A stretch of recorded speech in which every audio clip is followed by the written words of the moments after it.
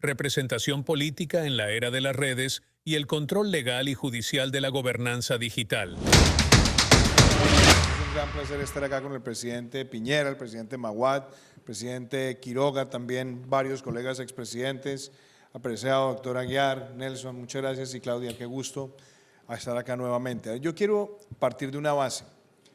La democracia tiene un eje rector y es la libertad de elegir. Somos libres en una democracia de ir a las urnas y elegir a nuestros gobernantes. Esa es la premisa. Pero lo que estamos viendo hoy, y en eso yo creo que Sebastián lo anotaba bastante bien, las tecnologías que tenemos hoy en el contacto directo de la ciudadanía para formar el criterio de esa libertad de elegir, está siendo guiado por una serie de herramientas que se comportan equivalente a la energía nuclear. Es decir, la energía nuclear nos permite a nosotros poder resolver problemas de necesidades de energía o puede ser una herramienta de destrucción masiva. Y es allí donde yo creo que está el eje central de la discusión. Las redes sociales que empezaron a crecer a partir del año 2006-2007, que ya van a llegar a la mayoría de edad en 2 o 3 años, nunca partieron de la base que la principal fuente de interacción iba a ser a partir de bots, que no iba a ser a partir de reflexiones de personas, sino que iba a haber una manipulación activa de la información que estaba circulando. Entonces, estas tecnologías necesitan un marco ético. Y yo creo que esta semana Estados Unidos dio un paso importante con un marco ético. Colombia, año 2021, sacó el primer marco ético de inteligencia artificial de un país de este hemisferio. Y lo hizo sobre una premisa: ojo con los algoritmos. Porque cuando una persona empieza a consumir un contenido en una red social, la forma en la que están calibrados los algoritmos hace que el contenido que la persona consume, para mantenerlo enganchado, se replique de manera exponencial y permanentemente. Y eso también fue denunciado por el Centro por la Tecnología Humana en California. Hay un documental muy famoso en Netflix que es el dilema de las redes sociales, que permite entender la gravedad de esto. Si yo tengo un sesgo por un tipo de información, el algoritmo me va a alimentar de ese sesgo de manera permanente y por lo tanto me va a alejar a mí de la capacidad de discernir, bajo el principio de la libertad de elegir, un factor objetivo de decisión. Y ese es el riesgo que tenemos hoy en las democracias. Los contenidos que están circulando en redes sociales están alejando a las personas cada vez más de la objetividad. Ese es el principal elemento de marco ético. Y lo segundo, que pasa con la inteligencia artificial. La inteligencia artificial tiene la inmensa posibilidad, a partir de la computación cuántica, lo quantum computing, de acelerar el procesamiento de datos con un servicio inimaginado en términos de salud pública, inimaginado en términos de lectura genética, inimaginado para lo que puede ser para la producción de vacunas. Pero ese tipo de información procesada deliberadamente para afectar la objetividad de una población puede cambiar perfectamente el curso de las elecciones. Y quiero terminar esa reflexión con esto, Claudio. Mi mayor preocupación hoy es que muchos de los contenidos que están consumiendo particularmente jóvenes entre 14 y 22 años tienen un elemento, y es que hay intereses geopolíticos de controlar las tecnologías y las redes sociales que están acercándose a esos sectores de la población. Estados Unidos ya fue víctima de una interferencia en las elecciones hace unos años. Hemos visto intentos en América Latina, ataques masivos, y lo hemos visto también con casos más pequeños, más coloquiales en las elecciones locales. Lo más importante para proteger la democracia es que todos entendamos que a la juventud y a la sociedad en general hay que ponerle el halo de la verdad, el halo de cuál es la información de calidad, y que el ciudadano pueda entender por sí solo que la objetividad es lo único que le va a permitir ser libre. Si eso no lo tenemos como pauta, vamos a ver nuestras democracias debilitarse estruendosamente. Y me parece importante que estamos en una semana donde uno de los temas en boga son las adicciones. El tema de las adicciones a Twitter por parte de los gobernantes son altamente peligrosas.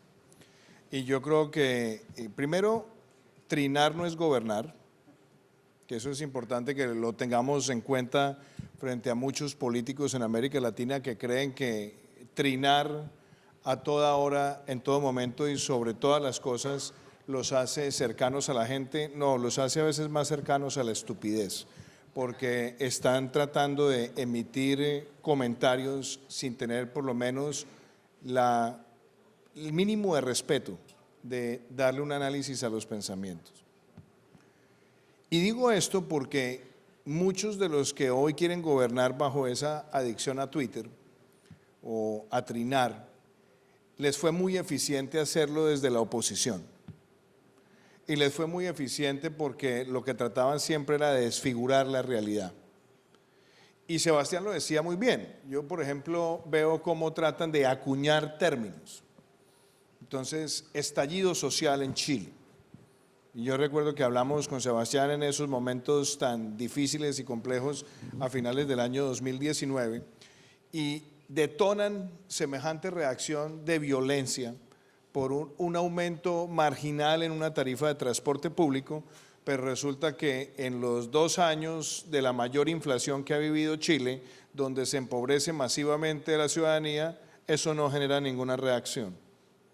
¿Por qué? Porque no hay una articulación de todas las formas de lucha para lanzar mensajes exponenciales para tratar de irritar y generar odio. En Chile, por lo menos, también vimos cómo crearon el concepto de la primera línea, que después empezaron a importarlo también a otros países, diciendo que se trataba de jóvenes inermes que querían expresar sus sentimientos, cuando claramente había una articulación de muchos de ellos por parte de quienes querían generar baños de sangre, utilizando a los jóvenes como vehículos para confrontar a la fuerza pública, tratar de detonar un error de la fuerza pública para por esa vía seguir irritando más a la sociedad. Y en paralelo, mensajes exponenciales con algoritmos que se podían masificar desde distintos lugares del mundo. Yo lo hablé en su momento con el presidente Piñera, lo vimos también en el caso de Colombia.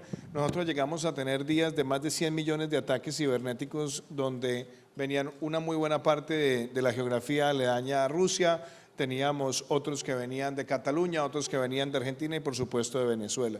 Entonces esto no es ni una novela de George Orwell, ni mucho menos esto es ficción. Estas cosas pasan y vimos cómo se trató de debilitar el Estado de Derecho en Chile, vimos cómo se intentó en Ecuador, en Perú y Colombia no fue la excepción. Pero también creo, Claudia, que la ciudadanía no traga entero. Por más de que los que viven en Twitterlandia crean que lo pueden hacer, la ciudadanía no traga entero. Y la ciudadanía se ha dado cuenta que los que se autodenominan progresistas, lo que son pobrecistas, porque están empobreciendo a los países. Que la ciudadanía también se está dando cuenta que hay una guerra cultural. Entonces, ahora al delincuente lo quieren elevar a la condición de líder moral. Y lo vemos en Colombia todos los días, delincuentes que ahora lo llaman gestores de paz. Le vemos cómo, por ejemplo, bajo esa premisa de la guerra cultural, le quieren vender a la ciudadanía que todo era catástrofe hasta el momento en que ellos trajeron la luz. Y resulta, y eso es bien importante frente a lo que se ha discutido esta mañana, a veces nosotros mismos llevamos a que esa mentira se vuelva verdad a partir de frases como no hemos logrado que la democracia atienda las necesidades de la población. Claro, nuestras democracias tienen dificultades, Pero si yo le pregunto a un historiador, saque a los políticos de la ecuación, a los gobernantes de la ecuación y tome los indicadores de América Latina desde 1990 hasta el año 2023, tenemos los mejores 30 años en términos de cobertura de educación, cobertura de salud, exportaciones, acceso de países a la OCDE, integración con los mercados laborales globales. Eso demuestra que se han logrado importantes conquistas. ¿Que por qué somos más lentos que otros países del mundo de lo que se llama ahora el sur global? Pregunte si esos países que utilizamos como referente eran democracias o no. La democracia tiene costos, tiene elementos de deliberación, de debate, de lentitud, pero negar que hemos tenido los mejores 30 años en términos de avance social en América Latina es una mentira que ellos nos han tratado de inocular, y eso es una gran falsedad y tenemos que defenderla con toda la determinación. Y muy importante, Claudia, y con esto cierro, lo que nosotros vivimos en Colombia, vimos muchas hipocresías y nos hemos dado cuenta que las mismas organizaciones que fueron manipuladas en su momento para desestabilizar al país, hoy comparan. Le voy a dar 4 ejemplos concretos. 1, cuando el famoso o el llamado paro nacional, dijeron que el gobierno nuestro estaba prácticamente abandonando la agenda social.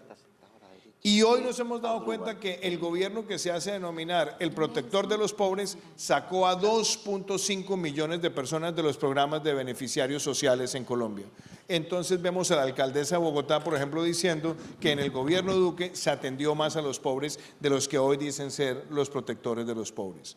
2, la política laboral en Colombia. Nosotros tuvimos el mayor aumento real del salario mínimo alcanzado por Colombia en su historia, y lo hicimos bajo unas reglas de sostenibilidad de mercado.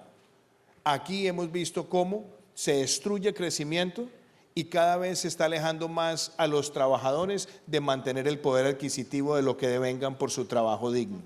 Y lo otro, le vendieron al país la idea de que iban a ser capaces de detonar las grandes transiciones ambientales.